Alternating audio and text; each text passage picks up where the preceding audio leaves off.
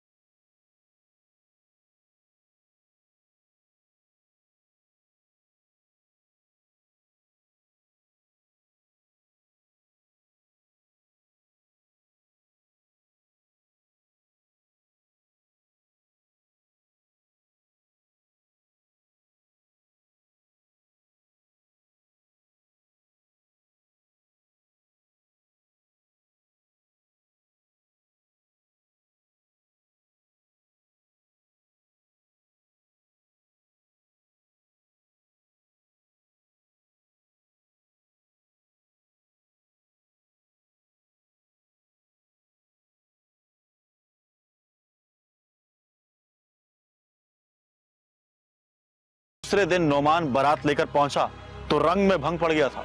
शब्बीर ने देखा कि नोमान अपने कुछ रिश्तेदारों के साथ एक कमरे में मौजूद था। उसके गले में हार पड़े हुए थे। काजी साहब निकाह का फॉर्म पूरा करने में मसरूफ थे। करीब ही नोमान की माँ और लड़की का बाप भी बैठे हुए थे। निकाह खां जब हक के मेहर का कॉलम भरने लगा तो वो लड़की के बाप से मुखातिब हुआ। मेहर कितना रखूं? 1,00,000 रुपए। 1,00,000 रुपए का सुनकर नोमान की माँ का माथा ठनका और उसने खुशअस्लूबी से मुदाखलत की। ठहरिए गाजी साहब। भाई साहब, ये रकम तो बहुत है, ये हमारी बात नहीं हुई थी। आप शायद भूल रही हैं, हमारा यही तय हुआ था आपस में। नहीं, ये रकम बहुत ज्यादा है और हमारी तो ये कोई बात ही नहीं हुई थी। हक मेहर शरीर रखिए आप। अब लड़की के बाप के तेवर ही बदल गए और सारी मुस्कुराहट और खुशदिली रुखसत हो गई। माफ करना बहन, मुझे पता नहीं था कि ऐन वक्त पे आप यही रंग में भंग डालेंगे। अगर 1,00,000 हक मेहर मंजूर है आपको, तभी मैं अपनी बेटी का रिश्ता, वरना आप खुद समझदार हैं। निकाह के ऐन मौके पर सूरत हाल अचानक खराब हो गई तो शब्बीर सोच में पड़ गया। उसे लगा जैसे लड़की और लड़के के घर वालों ने मुश्तरका तौर पर ड्रामा रचाया था ताकि नोमान और उसकी महबूबा की शादी ना हो सके। हक मेहर की रकम पर झगड़े के बाद लड़की के बाप ने बेटी की शादी से इनकार कर दिया और बाराती दूल्हा समेत बाहर निकल आए। नोमान बेटा, चलो यहाँ से, ये लोग इस काबिल है ही नहीं। चलो उठो यहाँ से, चलो। नोमान सख्त परेशानी के आलम में था। उसकी मोहब्बत घरेलू सियासत की नजर हो रही थी।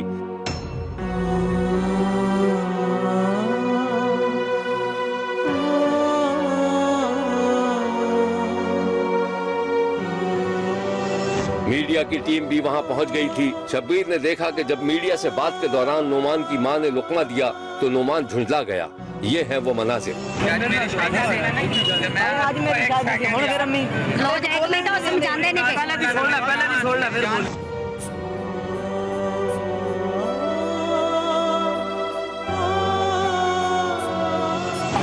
इन लोगों ने हमारे साथ धोखा किया है।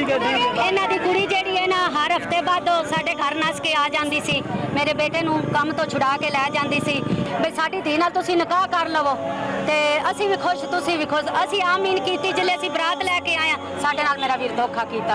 सन न्याय चाहीदा। की धोखा की कीता ने साना ने पैसे लिखाओ। मैं कहा साडे नाल तुसीं गल ही नहीं कीती, असां तुहाडे नाल पैसे नहीं लिखणे ने। लाख रुपया। मैं कहा असां साडे नाल गल ही कोई नहीं होई। आंदे बाजी असां तेरे नाल कीती है। मैं कहा मेरे नाल गल ही नहीं होई तुहाडी, ना असां कोई लिखनी है। ਅਸੀਂ ਕਿਹਾ ਅਸੀਂ ਪੈਸੇ ਨਹੀਂ ਲਿਖਾਣੇ, ਤੁਸੀਂ ਬੱਚੀ ਦੇਣੀ ਹੈ ਜਾਂ ਪੈਸੇ ਲਾਣੇ। ਉਹਨਾਂ ਨੇ ਇੰਨੀ ਗੱਲ ਕੀਤੀ, ਮੈਨੂੰ ਉਠਾ ਕੇ ਨਾ ਬੁੱਢਾ ਮੁੰਡਾ ਪਾ। नोमान सोच भी नहीं सकता था कि जिस लड़की से उसने टूटकर मोहब्बत की उसका हाथ उसके हाथ में देकर छीन लिया गया था। फिर शब्बीर ने देखा कि नोमान की आंखों में आंसू आ गए थे और वो अंदर से बिल्कुल टूट फूट गया था। फिर नोमान बारात लेकर वापस चला गया। मोहब्बत की ये कहानी यहीं खत्म नहीं हुई, बल्कि इसका ड्रामाई मोड़ उस वक्त शुरू हुआ जब नोमान की बारात में शामिल आखिरी बाराती भी रुखसत हो गया। शब्बीर ने देखा कि लड़की दुल्हन के लिबास में थी और वो रो रही थी और कलाइयों में लिपटे हुए गजरों को नोच नोच कर फेंक रही थी। फिर शब्बीर ने देखा कि वही कमरा जिसमें नोमान का निकाह पढ़ाया जा रहा था, उसी कमरे में नोमान और उसके रिश्तेदार नहीं थे। अलबत्ता वही तमाम लोग मौजूद थे जो इससे पहले भी नजर आए थे। फिर शब्बीर ने देखा कि वही निकाह खां कुछ लिखने में मसरूफ था और उनके बराबर में जो लड़का बैठा था वो नोमान नहीं था बल्कि लड़की का खालाजाद भाई था।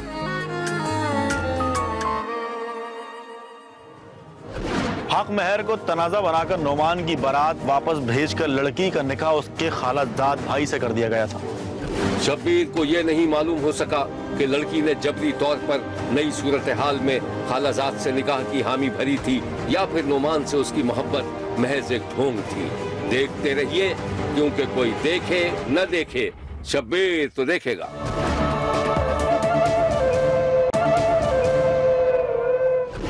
चोरी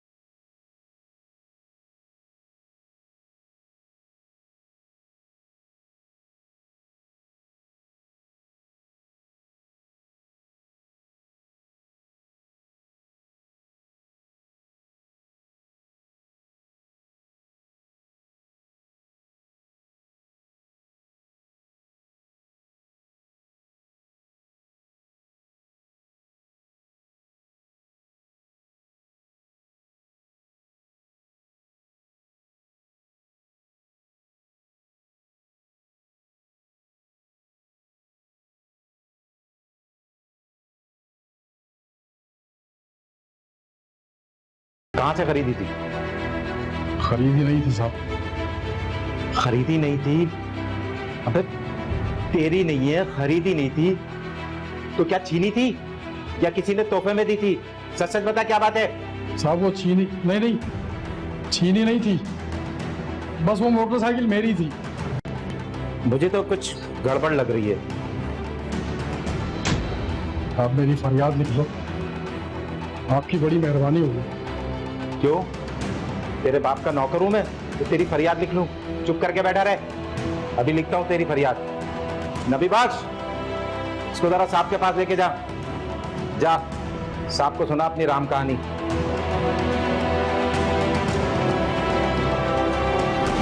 नामालूम शख्स को थानेदार के पास ले जाया गया, जहां उसने अपने साथ पेश आने वाले वाकये की तफसील बयान कर दी, लेकिन थानेदार उसके बयान से मुतमईन नहीं था।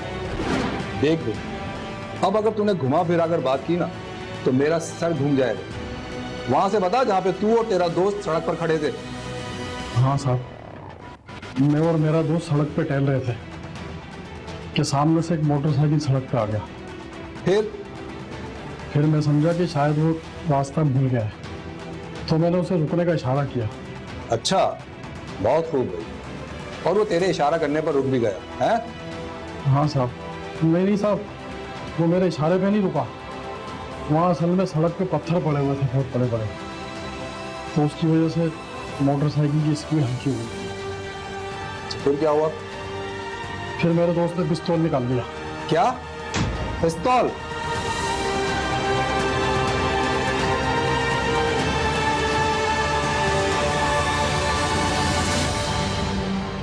अबे तू डाकू वाकू तो नहीं?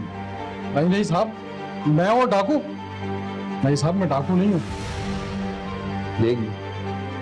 देख जरा, आंख खोल कर देख। थाना है ये, थाना। तेरे अब्बा जी का घर नहीं है। और जानता है ना थाना क्या होता है? चल बोल अब। हाँ साहब, मैं डाकू। लेकिन साहब वो मोटरसाइकिल मैंने छीनी थी, वो मेरा दोस्त पूरी की पूरी मोटरसाइकिल लेके भाग गया। उस शख्स के बयान पर थानेदार अपनी हंसी न रोक सका, अपनी जगह से खड़े होकर तहतहे लगाने लगा। बड़ा अजीब डाकू है भाई। रशीद, ओ रशीद,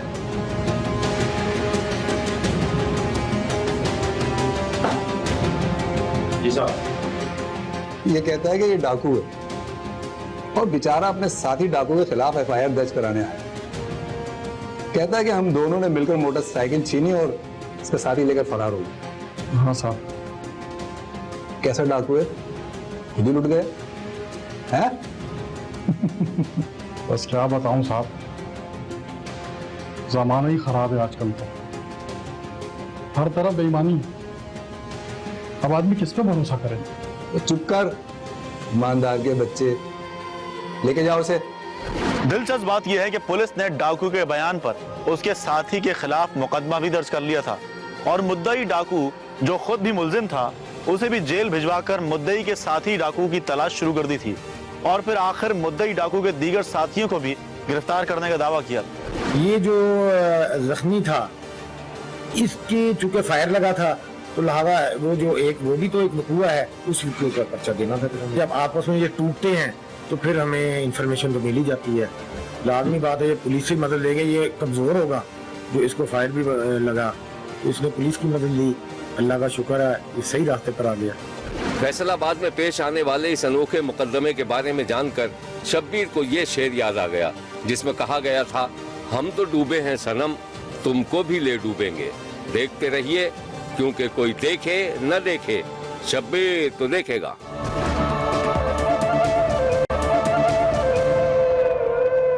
लाहौर में फुटपाथ पर पलने वाले दो कमसिन बच्चों को मोटरसाइकिल चलाने का शौक था। फिर ये शौक एक दिन उन्हें थाने ले गया।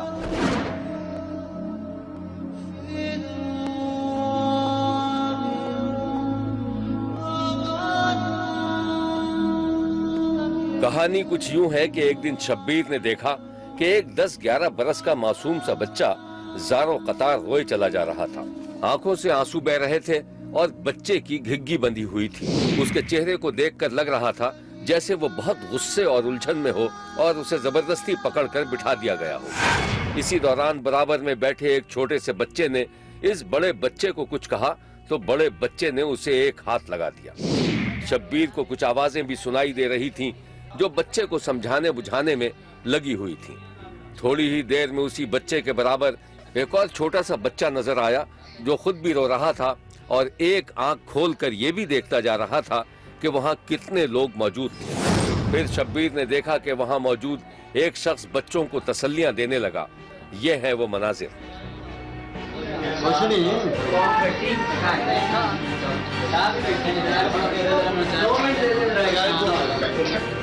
इन दोनों बच्चों का ताल्लुक लाहौर के लागे नाकरा चौक से था। दोनों सगे भाई थे, बाप मर चुका था और मां ने दूसरी शादी करके बच्चों को लावारिस छोड़ दिया था और अब ये बच्चे फुटपाथ पर जिंदगी गुजार रहे थे। इसी फुटपाथ पर बच्चों ने मोटरसाइकिल चलाने में महारत हासिल कर ली थी। ऐसा लग रहा था जैसे इन बच्चों को लावारिस समझकर पुलिस वाले थाने ले आए थे और बच्चे अपनी आजादी छिन जाने पर रो रहे थे। थाने के अहाते में बहुत सी नई पुरानी मोटरसाइकिलें खड़ी थीं जो शायद चोरी शुदा थी। जब बच्चों को चुप कराने और उनका दिल बहलाने के लिए उन्हें मोटरसाइकिलों के पास लाया गया तब भी बच्चे रोते रहे। कुछ मीडिया वाले भी जमा हो गए थे जो बच्चों को बता रहे थे उन्हें जल्दी घर भेज दिया जाएगा, लेकिन उन बच्चों का तो कोई घर था ही नहीं।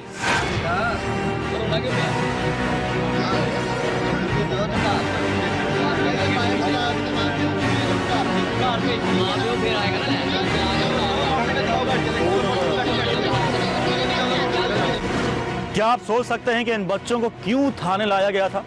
इन बच्चों पर चोरी का इल्जाम था और चोरी भी किस चीज की? मोटरसाइकिलों की चोरी का इल्जाम। शब्बीर को जब बच्चों पर चोरी के इल्जाम का पता चला तो उसे यकीन ही नहीं आया, क्योंकि कहां ये बच्चे और कहां बड़ी बड़ी भारी मोटरसाइकिलें। मगर दूसरे ही लम्हे शब्बीर ने देखा कि जब इन बच्चों को रिहा करने के लिए मोटरसाइकिल चलाकर दिखाने की शर्त लगाई गई तो इन बच्चों ने इतनी महारत का मुजाहरा किया कि शब्बीर दंग रह गया। ये है वो मनाजिर। ये देखिए, ये छोटू मियाँ पहुंचे मोटरसाइकिल के पास। ये किया उन्होंने मोटरसाइकिल को न्यूट्रल और ये लगाई किक। मोटरसाइकिल हो गई स्टार्ट।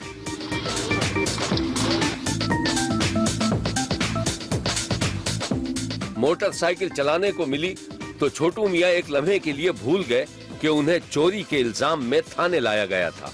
छोटू मियाँ ने अपनी नेकर ऊपर सरकाई और हो ने एक हाथ से पूरी मोटरसाइकिल भी घुमा दी।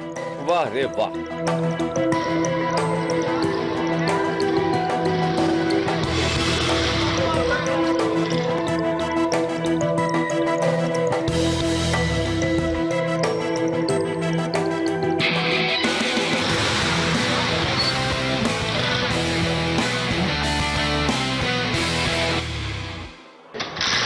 अब तो छोटू मियाँ के मजे ही आ गए थे। दोबारा गाड़ी स्टार्ट की तो सामने से लोगों को हटने के लिए भी कह दिया।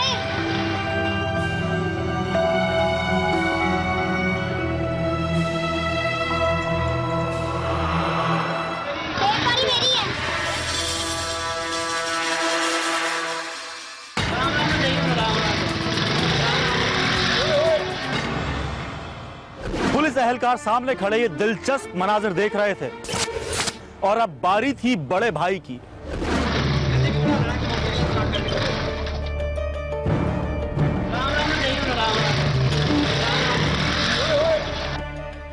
बड़ा भाई भी एक्सपर्ट निकला। बड़े भाई ने मोटरसाइकिल चलाई तो छोटू मियाँ भी पीछे बैठ गए। शब्बीर को पता चला कि बिन माँ बाप के बच्चों को जुर्म की राह पर लगाने वाला इलाके का आसिफ नामी नौजवान था, जिसे पुलिस ने गिरफ्तार कर लिया था। मोटरसाइकिल चुराने की आवाज बच्चों को कुछ पैसे मिलने लगे तो वो और शेर हो गए थे। आप भी देखिए। शब्बीर ने जब बच्चों से पूछा कि वो मोटरसाइकिल किस तरह चोरी करते थे तो ये तफसीलात सामने आ गई। इस तरह से मोटरसाइकिल चोरी करते हैं। कैसे?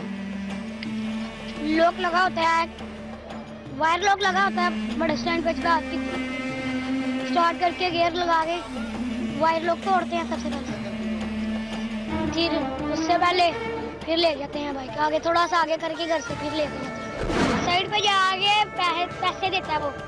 कितने पैसे देते हैं? 1000 या 1500 रुपया। कितनी मोटरसाइकिलें चोरी कर चुके हैं अब तक? 3। मोटरसाइकिल का ताला तोड़ने और मोटरसाइकिल चलाने के माहिर ये बच्चे इस बात से बेखबर थे कि वो कोई जुर्म कर रहे थे, क्योंकि उनके जहन पर एक मुजरिम जहनियत के नौजवान ने कब्जा कर रखा था। बड़े भाई ने भी तकरीबन वही बयान दिया जो छोटे भाई ने दिया था। 500 कितनी मोटरसाइकिलें कर चुके हैं इस टाइम चोरी? जोर से बताओ। ये बच्चे एक दिन मोटरसाइकिल चोरी करते हुए पकड़े गए थे। बच्चों के लिए सूरत हाल काफी परेशान कुन थी, लेकिन कुछ ही देर में छोटू मियाँ पुलिस थाना भूलकर थाने को घर आंगन समझकर मौज मस्ती में मसरूफ हो गए। ये हैं वो मनाजिर।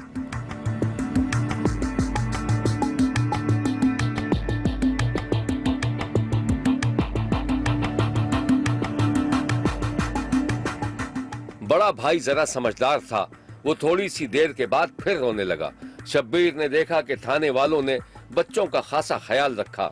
शायद ये बच्चे भूखे थे, उनको खाने के लिए केक दिया गया तो बड़े भाई ने लेने से इनकार कर दिया, जबकि छोटू मियाँ ने फौरन हाथ बढ़ा दिया, क्योंकि शायद उन्हें भूख लगी हुई थी।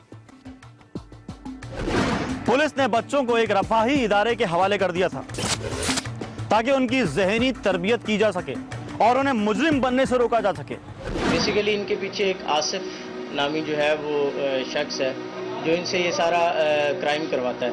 उसको हमने अरेस्ट कर लिया है और इनिशली चूंकि ये अभी माइनर हैं, अभी बच्चे हैं, मासूम हैं, तो ये हमने सीनियर्स की कंसर्ट से जो है ये डिसाइड किया कि इनको चाइल्ड प्रोटेक्शन ब्यूरो के हवाले करें ताकि इनका बेहतर मुस्तकबिल फ्यूचर में ये क्राइम ना करें, पढ़ लिख के जो है इस पाकिस्तान के अच्छे शहरी मौजब शहरी बने। अभी इनिशली इन्होंने बताया कि 6 मोटरसाइकिल्स इन्होंने चोरी की हैं, 2 तो इनसे रिकवर्ड भी हो गई हैं और अभी हम जो मेन एक्यूज है उसको हमने अरेस्ट कर लिया अल्लाह ताला की मदद से।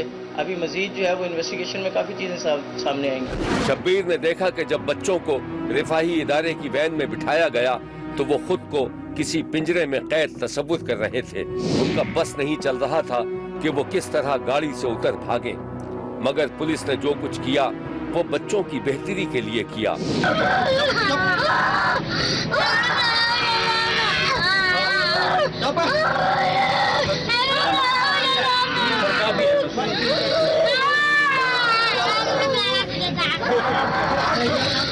शब्बीर सोचता है कि वो कैसी माँ है जो अपने 2 मासूम बच्चों को सड़कों पर पलने के लिए छोड़कर अपनी जिंदगी में मगन हो गई।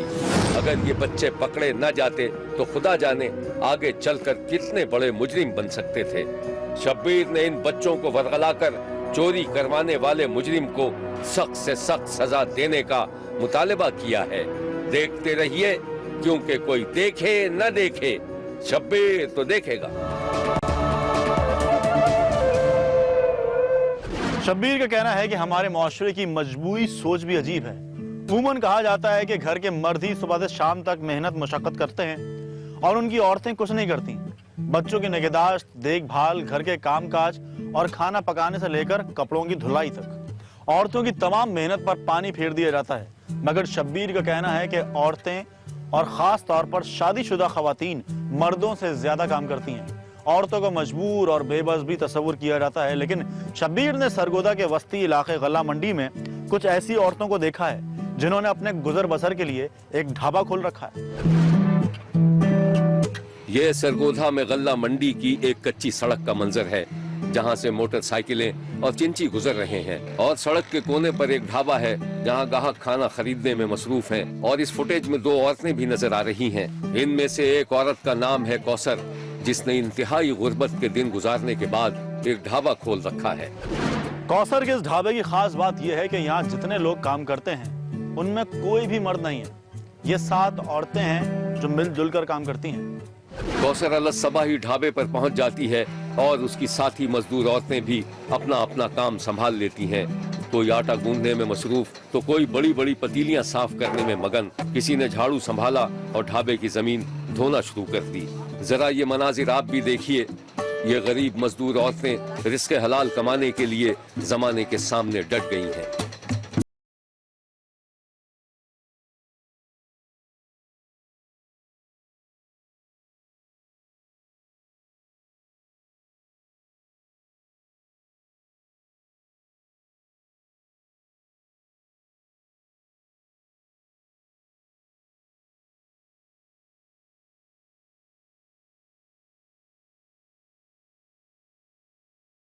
मुकम्मल हुई और इधर कौसर ने हंडिया संभाल ली।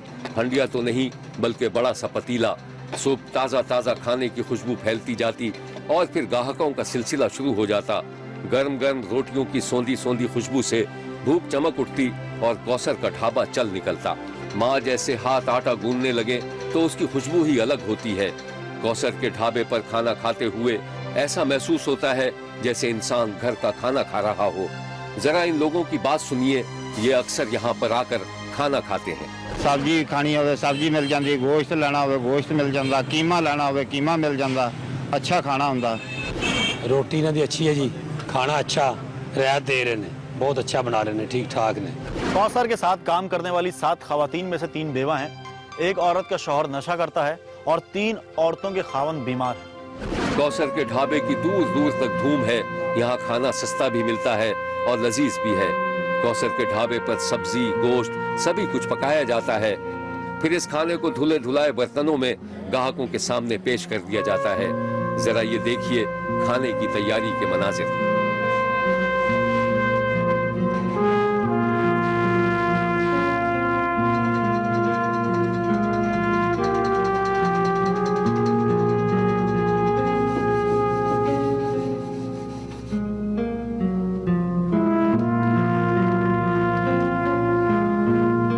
घी भी मेयारी और सब्जियां भी ताजा। और ये है वो पतली सी गली जिसमें चारपाइयों पर खाना पेश किया जाता है और खाने वाले को घर के खाने और माहौल का मजा आ जाता है।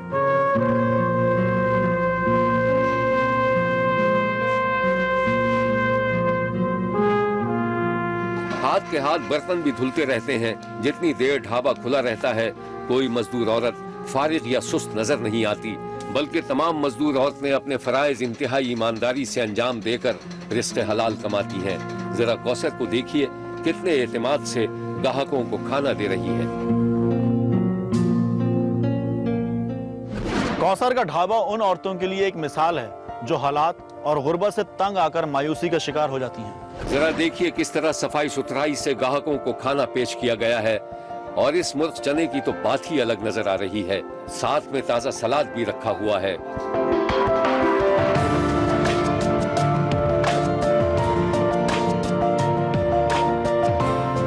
ढाबे पर पार्सल की सहूलत भी मौजूद है।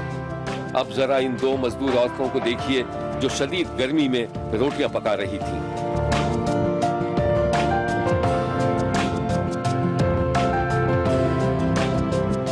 शब्बीर ने ढाबे की मालकन कौसर बीबी से बात की तो शब्बीर ने देखा कि कौसर बीबी के हौसले बुलंद थे। बड़ा अजीब लगता है जी, औरत वास्ते हर जड़ा है ना, हर मेहनत हर नौकरी औखी औरत वास्ते, समझ आई ने।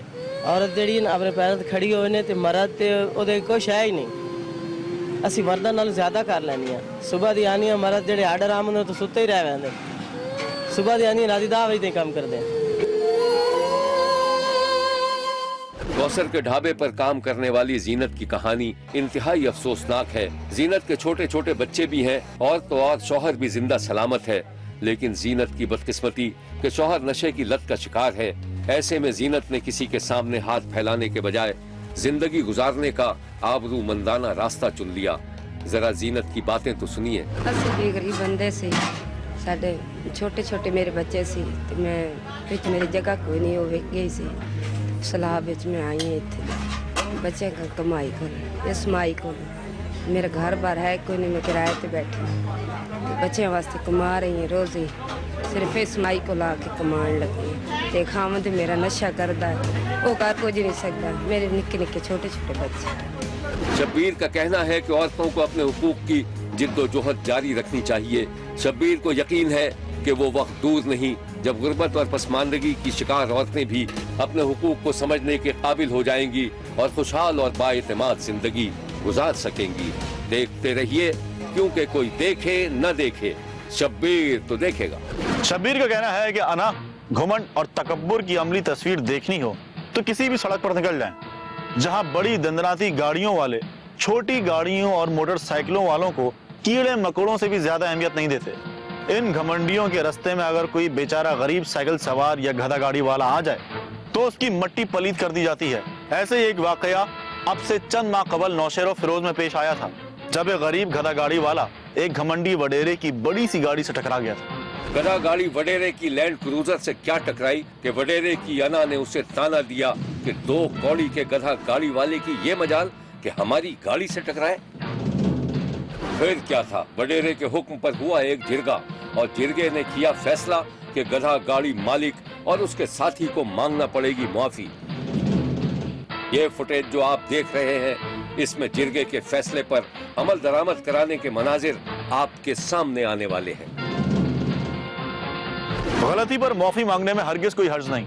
गरीब गधा गाड़ी वालों से माफी मांगने का जो तरीका अख्तियार किया गया था, उसने एक तरफ तो मुल्क में बेलगाम वडेरा शाही का भी पोल खोल दिया और यह भी साबित कर दिया कि शायद इस मुल्क में कमजोर और गरीबों को रहने का कोई हक नहीं। वडेरे के मफाद का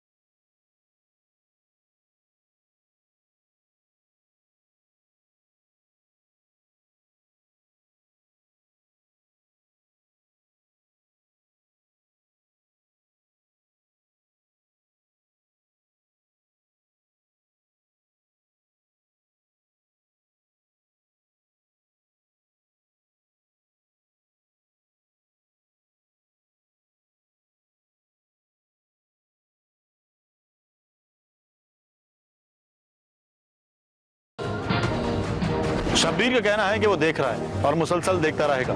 मुल्क भर से मजीद कहानियों और उनकी तफसीलात के साथ फिर मुलाकात होगी। देखना ना भूलिएगा, क्योंकि कोई देखे ना देखे, शब्बीर तो देखेगा।